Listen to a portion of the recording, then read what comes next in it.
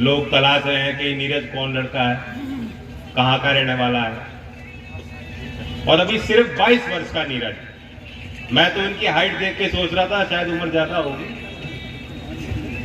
मैंने पूछा शादी होने वाली होगी अब तो, कहा नहीं अभी तो इरादा नहीं, 22 साल है मेरी उम्र।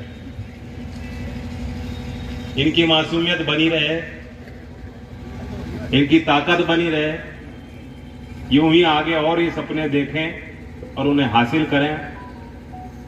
और इनको देखते देखते इस क्षेत्र का हर नौजवान आगे बढ़े। ये आयोजन इसलिए किया, बात तो बहुत सारी है करने को, समस्याएं घड़ी हैं। गन्ने का पिरोई सत्र चल रहा है, मैं आपकी फसल देखता आ रहा हूं। कल शामली भी जाऊंगा जहां किसान लगभग 50 दिन से धरने पे बैठे हैं मिल के सामने। बड़ी समस्या है, मिल चल चुकी और किसान पे लाजमी है, इतना दबाव रहता है, उसे अपने अगली बुआई की भी फिक्र है, खर्चे निकालने हैं, किसी तरह कुछ नकदी उसको मिल जाए। और ऐसे में सरकार ने अभी तक रेट का निर्धारण ही नहीं किया। किसान को जानकारी नहीं है कि क्या मूल्य उसको मिलेगा और कब तक मिलेगा।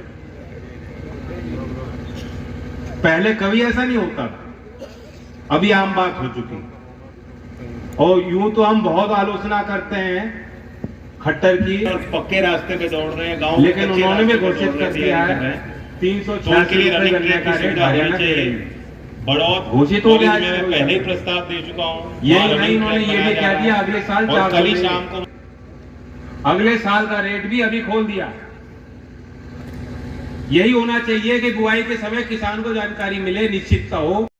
ये सारी चीजें फैसले समय पे होने चाहिए और ये किसानों की अनदेखी और कुछ नहीं।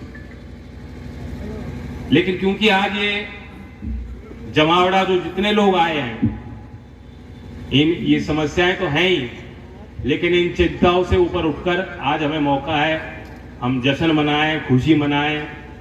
रोज बुरी खबर मिलती है, अखबार खोलोगे तो यहाँ मर्डर हो गया, या रेप हो गया, या किडनैपिंग हो गई, या लूटपाट हो गई।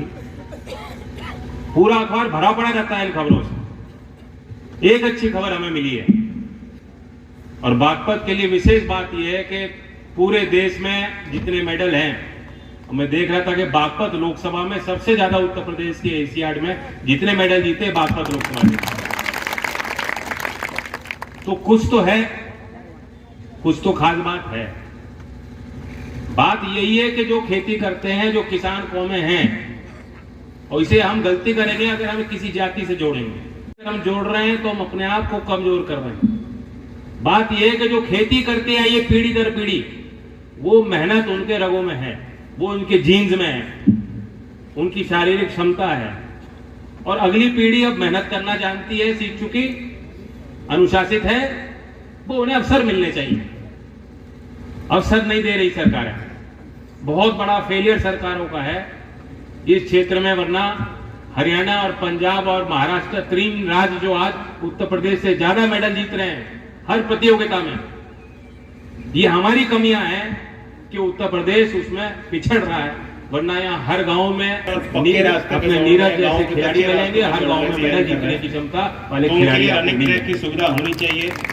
बढ़ौत कॉलेज में मैंने प्रस्ताव दे चुका हूँ, वहाँ रनिंग ट्रैक बनाया जा रहा है, और कल ही शाम करने को बहुत काम है गाँव में। आप भी समझिए, मैं गाँव में जाता हूँ तो दबाव रहता है, क्योंकि इतने काम करने को है। सड़कें भी खराब है, नाली का भी निर्माण चाहते हैं जहां गंदगी है, पानी की निकासी नहीं है, बुनियादी चीजें नहीं है।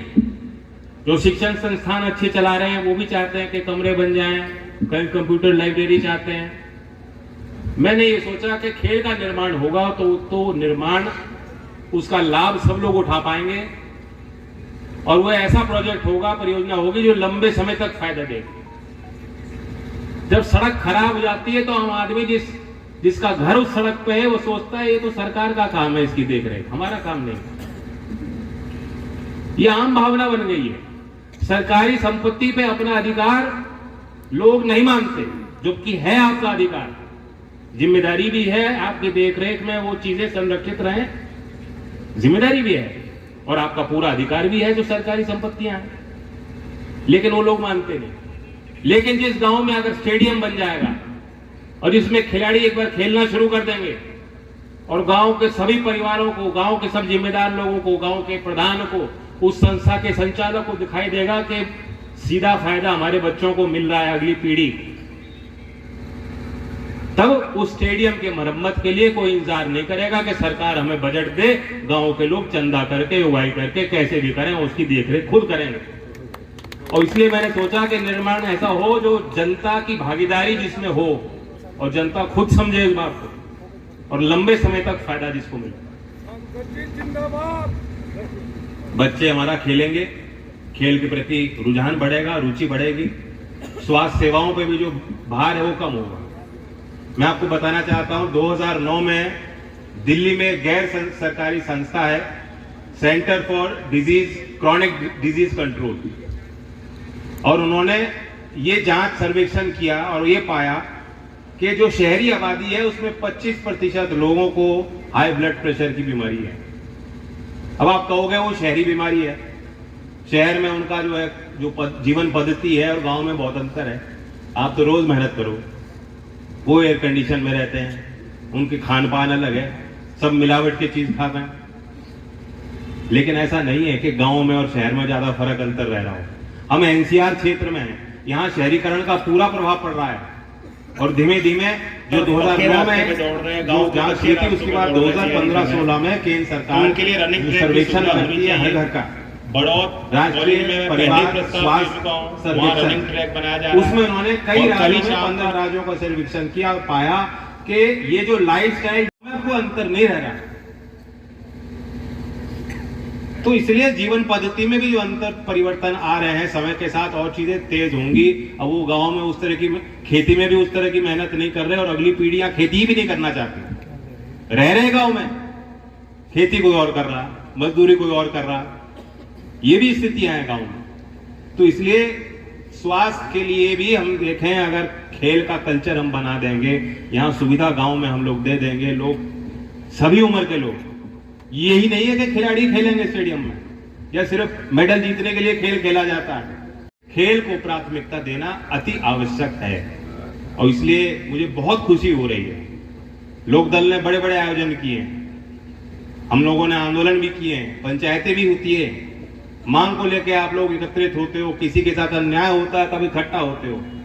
आज हम लोग नीरज और इसके नाम में मान है, इसने मान सम्मान रखा क्षेत्र का, और आज हम इसके सम्मान के लिए आए हैं ताकि आने वाली पीढ़ियां, आने वाले खिलाड़ी देखें कि ये जो संभ्रांत लोग हैं परिवार के, समाज के, ये खिलाड़ियों का सम्मान करते हैं। एक रुचि बनेगी, लोग कहेंगे भाई बड़ा सम्मान हुआ नीरज का, हम भी नीरज की तरह काम कर सकते हैं। हम वो 6 फुट 4 इंच है, हम 6 फुट 6 इंच है। वो अपने आप से कम नहीं मानेंगे नीरज से। मैं पूछ रहा था नीरज से क्योंकि उसका खेल टेक्निकल खेल है, ऐसा तो है नहीं कि यहाँ वो प्रैक्टिस कर लेगा या कोई सुविधा इसको मिल जाएगी कि यहाँ रहते रहते वो वर्जिश कर लेगा, उसके लिए तैयारी कर लेगा। पक्के रास्ते पे आर्मी में, गांव के कच्चे रास्तों पे दौड़ रहे, तैयारी कर रहे। मैं दिल से धन्यवाद देता हूं, उनके लिए रनिंग ट्रैक की सुविधा होनी चाहिए, जिन्होंने इसको अवसर दिया और हमारे नौजवान को मौका मिला वहाँ रनिंग और अंतर्राष्ट्रीय स्तर पे उसने, और कल ही शाम को हम उम्मीद करते हैं, इस बार तो रह गया थोड़े से, इसकी टीम थोड़ी से रह गई, हम उम्मीद करते हैं कि अगले बार ओलंपिक में भी पदक जीतेंगे और अगली बार स्वर्ण पदक जीत के यहाँ लौटेंगे और इसी तरह का हम जश्न का माहौल गांव में इनके लिए खड़ा करेंगे।